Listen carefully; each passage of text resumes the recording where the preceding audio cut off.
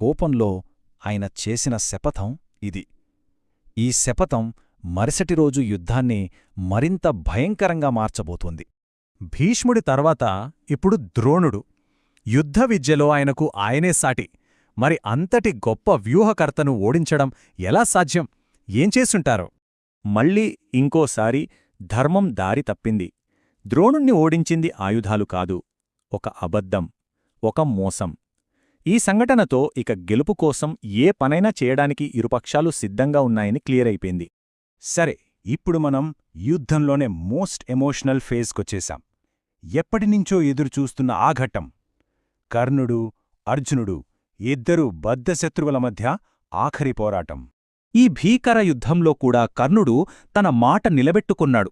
తన తల్లికిచ్చిన మాట కోసం పాండవులను ఓడించినా ప్రాణాలతో వదిలేశాడు. ఇది అతని క్యారెక్టర్లోని గొప్పతనాన్ని చూపిస్తుంది. ఇక్కడొక ఇంట్రెస్టింగ్ పాయింట్ ఉంది. భీముడి కొడుకు ఘటోత్కచుడు కౌరవ సైన్యాన్ని నాశనం చేస్తున్నాడు.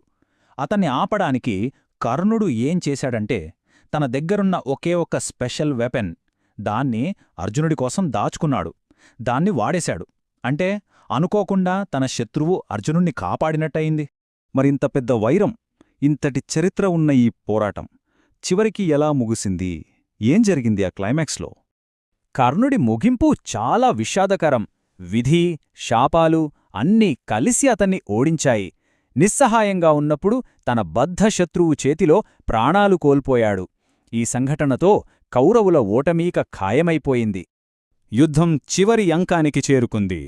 ఇక మిగిలింది విధ్వంసం, విషాదం. ఆ విజయానికి ఎంత భారీ మూల్యం చెల్లించాల్సి వచ్చిందో చూద్దాం. చివరి రోజుకు వచ్చేసరికి ఆ మహాకౌరవ సైన్యంలో మిగిలింది కేవలం ముగ్గురు: అశ్వత్థామ, కృతవర్మ ఇంకా కృపాచార్యుడు. యుద్ధం ఎలా